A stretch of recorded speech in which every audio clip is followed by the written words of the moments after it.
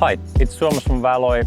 Welcome to another video where we take a camera outside, shoot a roll with it, and then later on scan it. Today I have a Panon Widelux F7 and a roll of Ilford HP5. Let's load this thing up and head to shoot.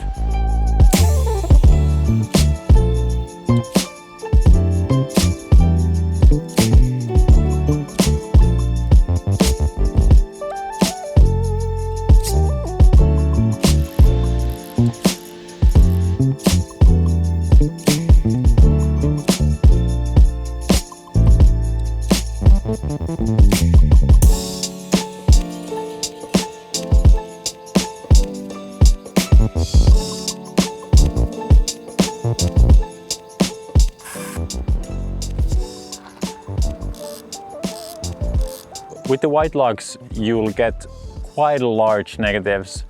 We can see then when we go to the office and actually scan them, but the negative size compared to your standard 35mm film, which is 24 times 36, and this one gives you 24 times 59, which is quite a big, like wide negative, which is standard to panoramic images, but still.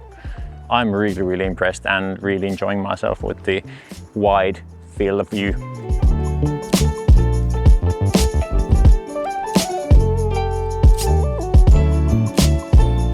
Sorry.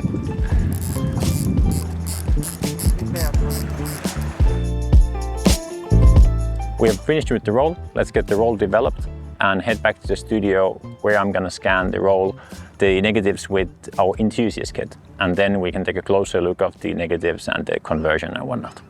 See you there. So here we are in the studio.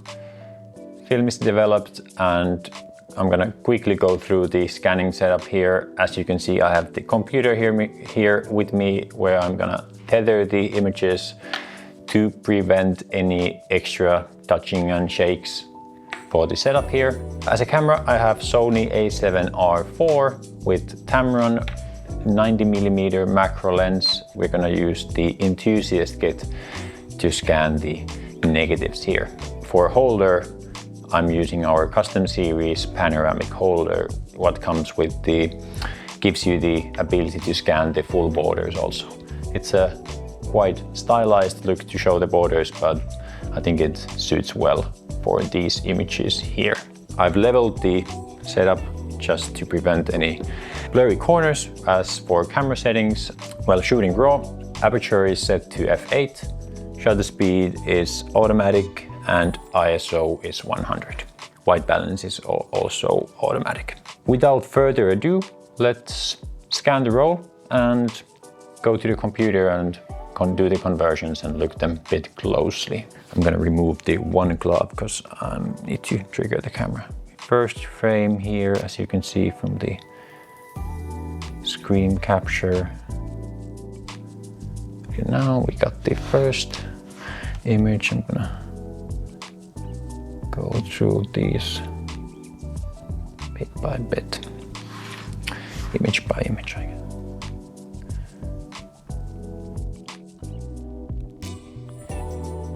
It looks that the images here are even wider than the Widelux's Finder showed me. I kind of remember how you say it, composing the image a bit more kind of closely, but it shows it's quite wide, the actual view. It says that it's ultra wide on the camera itself, so it must it doesn't lie. It is ultra wide, definitely. Quickly check that we are actually in focus and whatnot, because quickly zoom in. Yes, we're good. A little bit of shaking here and there, as you can see from the view, but the images are a bit shaking, but the shutter speed is staying at 1/40th of a second, so it's reduces the shakes quite nicely. Not much longer. With the Enthusiast Kit, the light also there is actually the, I forgot to mention, but it uses the same CS light that the professional kit uses, making actually the only difference being that the professional kit comes with the advancer unit. Otherwise, I would use the advancer, but prefer this setup. I don't know. I like the manual work a bit more, and it's not like, honestly, it isn't that cumbersome to just pull the negatives like so. With these and standard 35mm ones, it's just quite handy. It doesn't take too much time. A couple more frames. Okay, this is coming to the image. A bit curly negatives here, but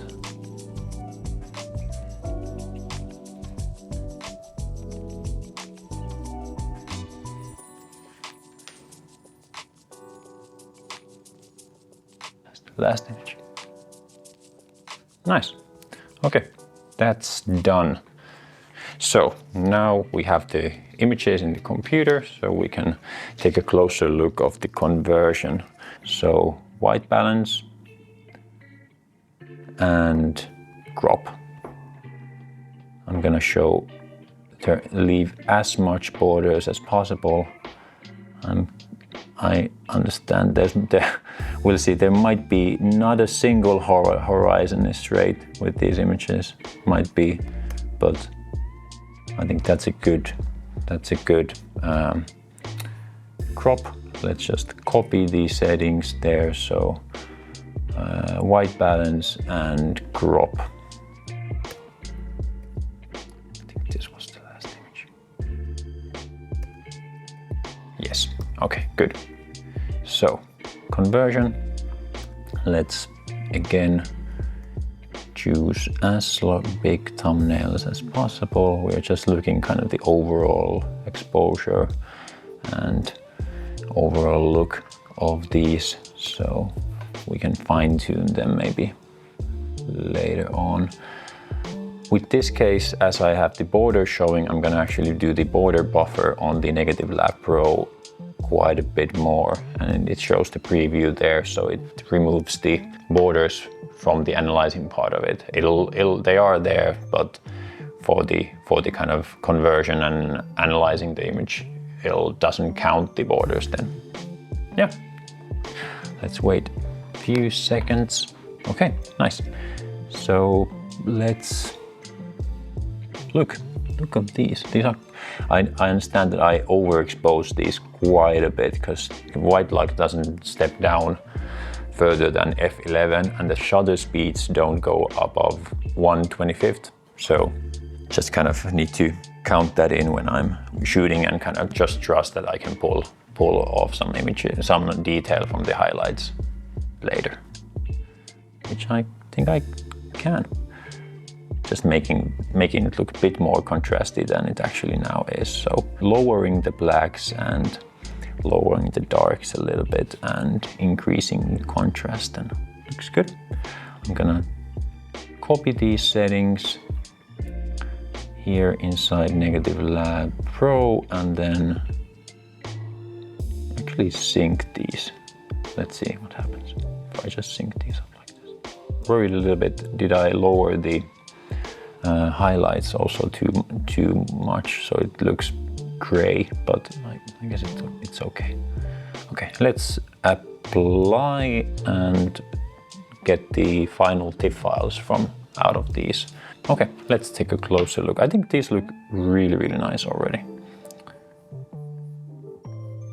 I shot it on the HP5 was metered as it says in the box, so ISO 400.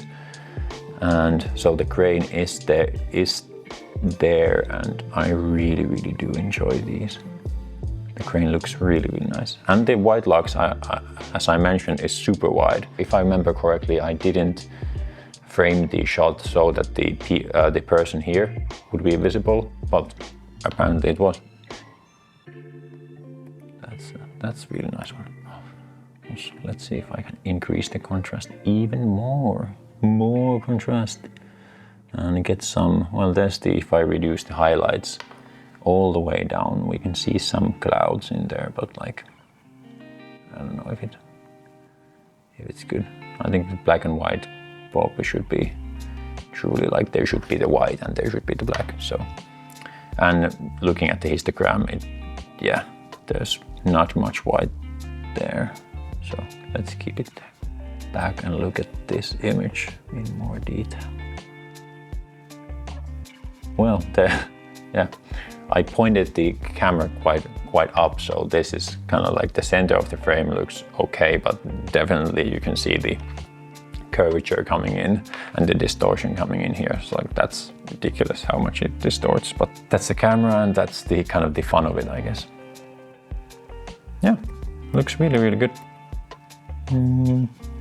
There we are. I think here we can gain quite a bit the highlights back if we just a tad lower the highlights. It's good to see some of the clouds and whatnot, but I really do like these ones. Same here, more contrast. And let's get rid of all there was some like magenta tint. I don't know if you can see it here, but like some magenta here, which I'm not a fan of. Yeah, looks really nice. It's very, like, I think in this kind of composition, the wide angle wild field of view actually comes in handy, because you can see the people here and you can see all the landscape here and whatnot. Actually, yeah, I need to still like flip these horizontally, I think, because we did scan it so that the shiny part was down. So lower the highlights just a tad so we can see them both actually being there. But yeah, looks really, really good. Of course, the F11, like everything is in focus with the F11. Those were the images.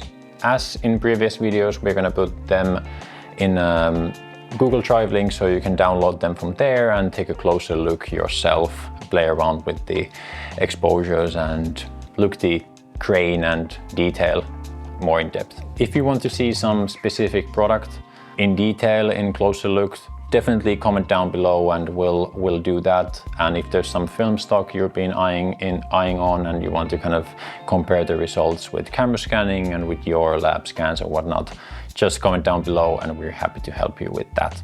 That was it. Thank you for watching and see you in the next video. Bye.